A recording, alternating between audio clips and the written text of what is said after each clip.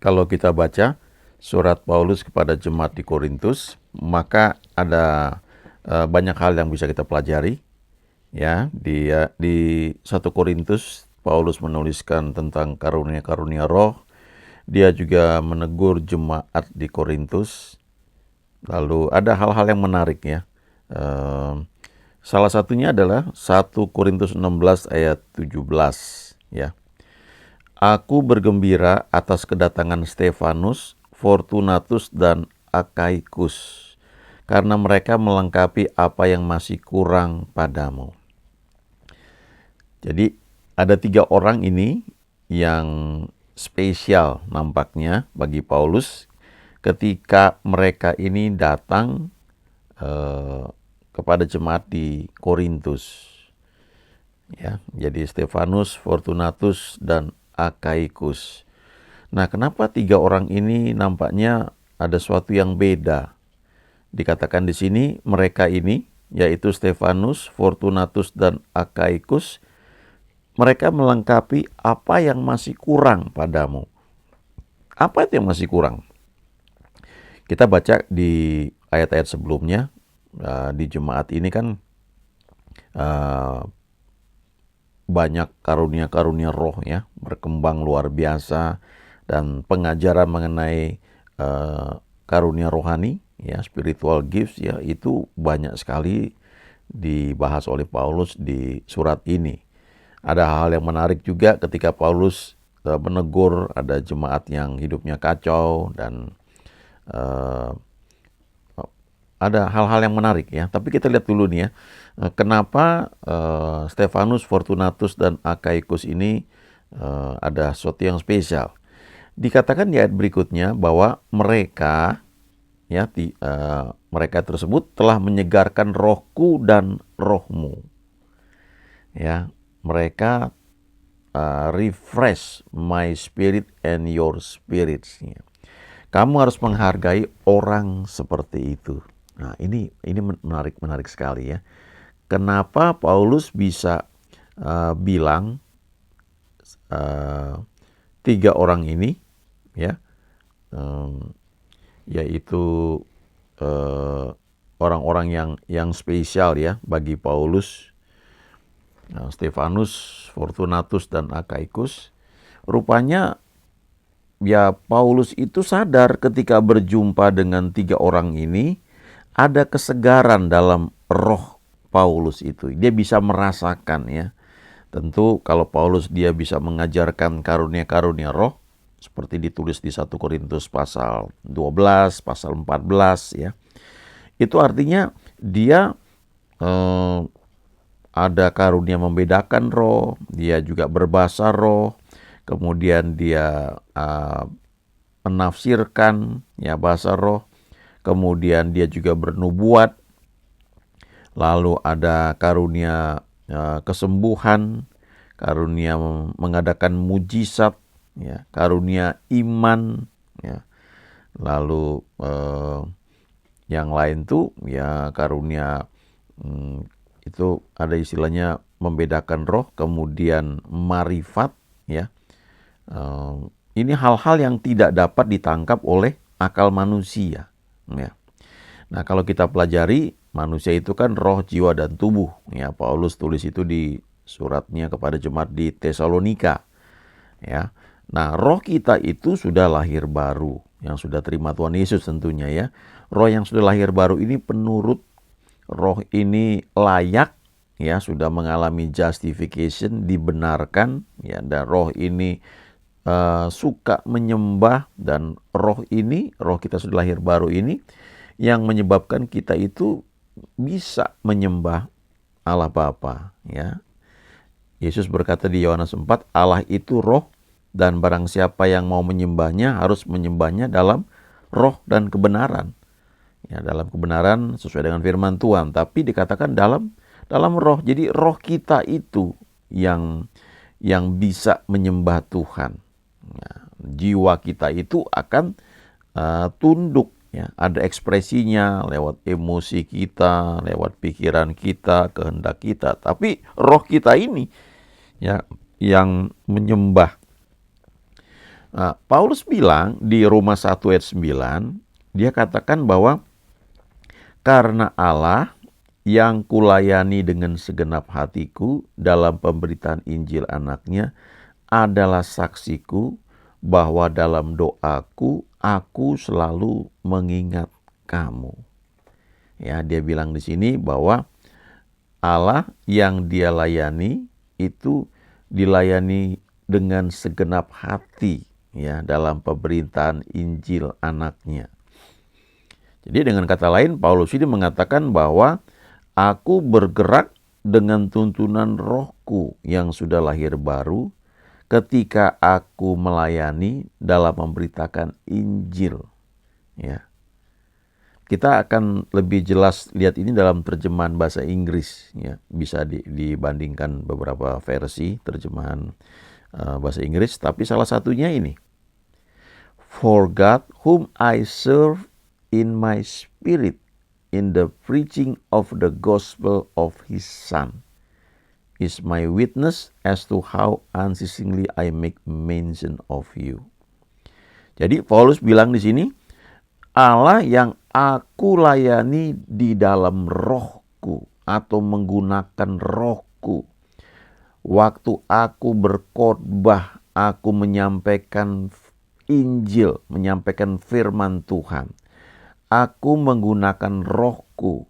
Aku mengizinkan rohku itu dominan. Jadi ketika kita melayani, ini hal yang perlu kita perhatikan. Bahwa roh kita ini aktif. Jadi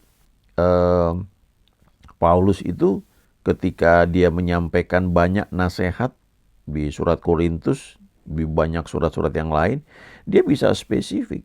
Bahkan kalau kita baca di 1 Korintus pasal 7, ya, dia bicara tentang pernikahan, dia bisa bilang begini ya, untuk para gadis ya, atau untuk orang-orang yang sudah menikah ya. Terus dia bisa bilang, aku mendapat perintah dari Tuhan. Tuhan berkata seperti ini. Tapi di bagian lain dia bilang begini, ya, untuk hal ini aku yang ngomong, bukan Tuhan. Ya, ini pendapatku pribadi sebagai orang yang sudah dipenuhi Roh Kudus. Tapi ini bukan dari Tuhan, ini pendapatku pribadi. Dia bisa bedakan mana itu yang dari Tuhan spesifik, mana yang dari dia sendiri. Ya. Jadi Paulus ini bertumbuh begitu rupa sehingga dia akhirnya ya bisa mengajar, banyak menyampaikan kebenaran firman Tuhan yang kita baca khususnya di 1 Korintus. Ya. Tapi dikatakan di Roma 1 ini bahwa dia melayani Tuhan itu di dalam roh, di dalam rohnya atau menggunakan rohnya. Ya. Nah ini hal penting sebab begini, ketika kita melayani, ya, kita kan punya pengalaman, ya, ada skill, ya. Skill itu terbentuk karena kita latihan, karena kita sudah banyak hal ya kita lalui, main musik misalnya, nyanyi juga seperti itu. Nah, apa bedanya kalau kita melayani Tuhan lewat pujian penyembahan, kita main musik, atau kita memimpin doa di depan panggung dengan orang-orang lain yang sedang tampil dalam acara, misalnya acara perlombaan atau acara hiburan dan sebagainya ya. Lagunya macam-macam ya, maksudnya ini bicara secara umum ya, bukan lagu rohani. Apa bedanya ya? Nah, kalau yang Paulus sampaikan dan yang harusnya juga kita lakukan, waktu kita melayani Tuhan, kita menyampaikan firman Tuhan, kita menyembah Tuhan, kita mesti lebih banyak mengizinkan roh kita itu yang memimpin, yang menuntun kita. Ya. Tentu waktu kita persiapan latihan misalnya jadi worship leader ya, kita siapkan lagu, kita doa lagu ini, kita latihan ya. Tapi dalam saat kita latihan dan juga nantinya waktu kita sudah melayani, kita belajar mengizinkan roh kita ini yang ambil alih. Ya. Ini memang perlu training, perlu latihan istilahnya ya, tidak langsung jadi.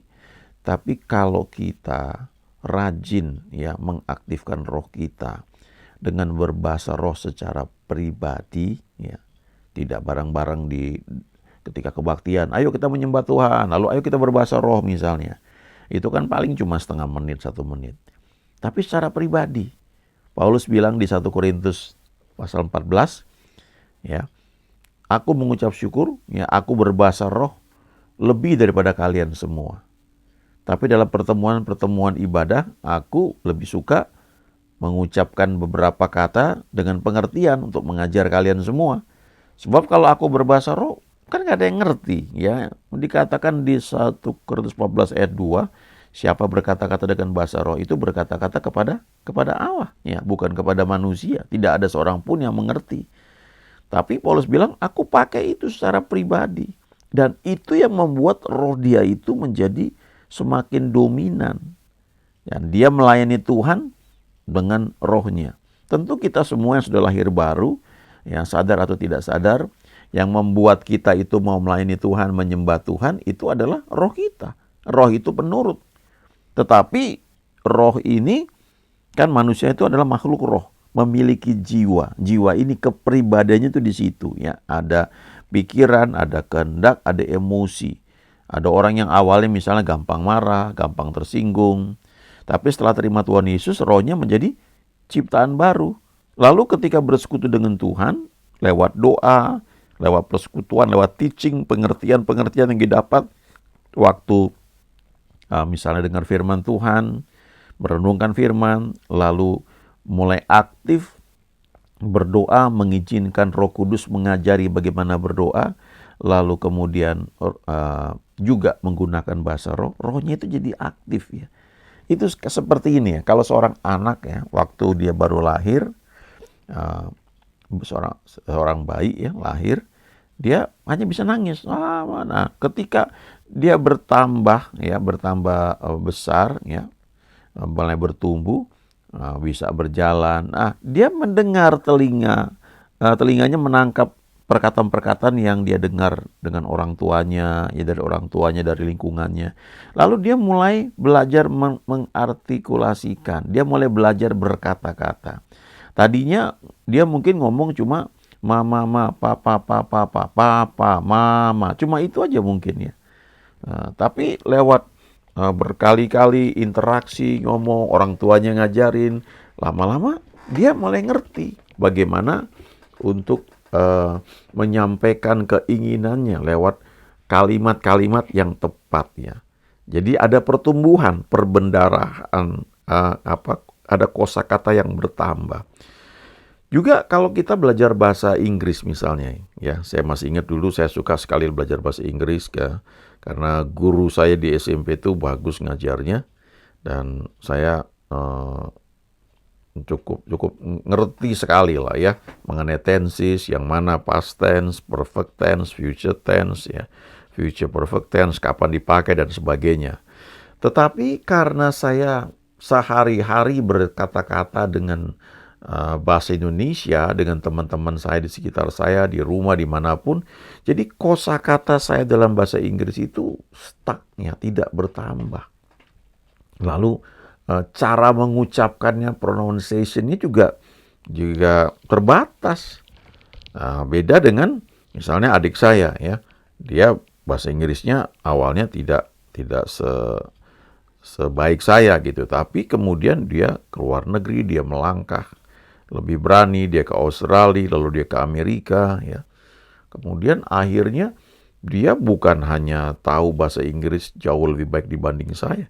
Dia fasih dalam berbahasa Inggris, tidak hanya dalam kosakatanya bertambah, tapi intonasinya juga ya. Itu baik sekali. Kenapa? Karena dipakai. Dia lingkungan dia itu adalah orang-orang yang berbahasa Inggris. Jadi waktu saya dengerin dia ngomong, wah bukan hanya lancar ya, intonasinya bagus sekali. Jadi kalau kita sudah dipenuhi Roh Kudus, sudah berbahasa roh, pakai itu. Roh kita itu menjadi aktif. Nah, jangan tanya ini kepada orang yang tidak dibaptis Roh Kudus, tidak mengalami kepenuhan Roh Kudus, tidak akan ngerti. Penjelasannya bisa kacau. karena tidak mengalami. Itu sama seperti begini ya. Saya dulu waktu SMP, ya sampai SMP saya belum bisa berenang. Kadang-kadang saya bingung kok ada teman nyemplung, dia bisa ngambang begitu. Itu gimana caranya? Ya. Lalu beberapa kasih tahu ya, kakinya mesti bergerak-bergerak begini. Sulit buat saya ya. Setelah berkali-kali coba, akhirnya saya ngerti bagaimana saya bisa tetap ngambang ya. Ada istilahnya traven atau apa ya. Itu rupanya begitu. Jadi karena saya nyemplung, saya mulai coba berbagai cara, akhirnya saya bisa. Ya, learning by doing, learning by experiencing ya, by experience. Belajar lewat pengalaman, belajar lewat mengalami sendiri. Demikian juga soal karunia-karunia roh. Yang ada 9 itu ya. Bagaimana kita bisa mengerti lebih detail? Ya, satu ada teorinya, ya kedua karena kita ngalami, ngerti. Bagaimana kita doakan orang bisa profetik? Bagaimana kita doakan orang bisa kok spesifik sekali? Ada hal tertentu yang kita juga nggak tahu, orang itu nggak cerita, kok bisa tepat? Nah, itu karena rohnya aktif, rohnya dibangkitkan.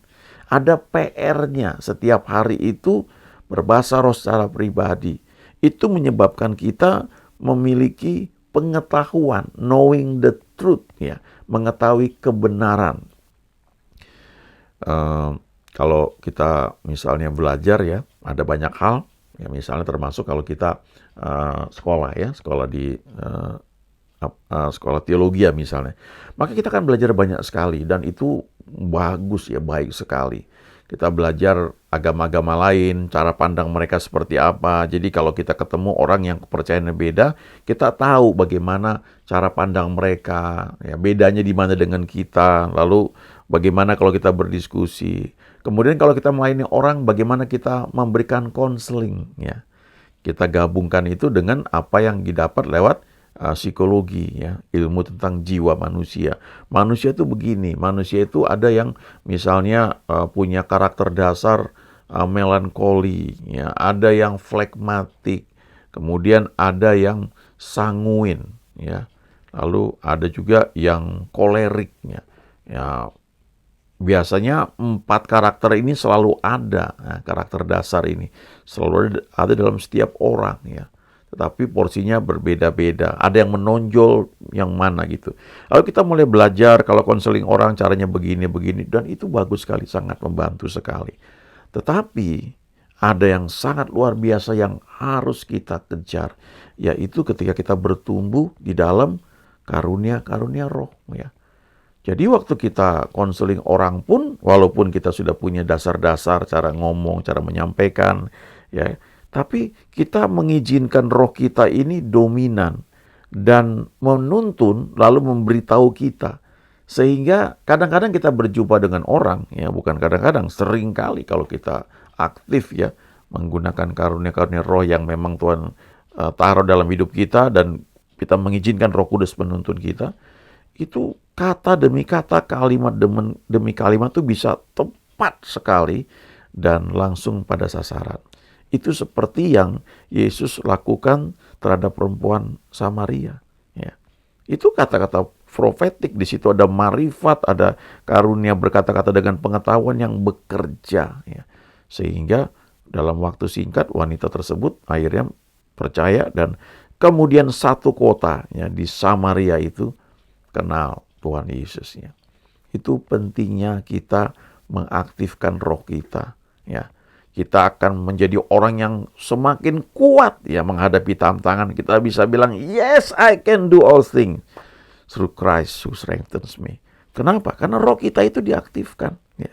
Lalu kita cari orang-orang yang memang seperti yang Paulus katakan tadi, ada 3 orang yang menyegarkan rohku, ya, menyegarkan roh kamu. Hargailah orang-orang seperti itu. Ya, bergaullah banyak dengan orang-orang yang memang rohnya itu kuat. Karena orang-orang ini memang bergaul dengan Tuhan, membangun kehidupan rohaninya begitu rupa, sehingga menjadi berkat bagi banyak orang lain. Dan kalau ketemu tuh menyegarkan ya roh kita. Dan kita juga akan semakin kuat bertumbuh, semakin kenal Tuhan. Haleluya. Amin.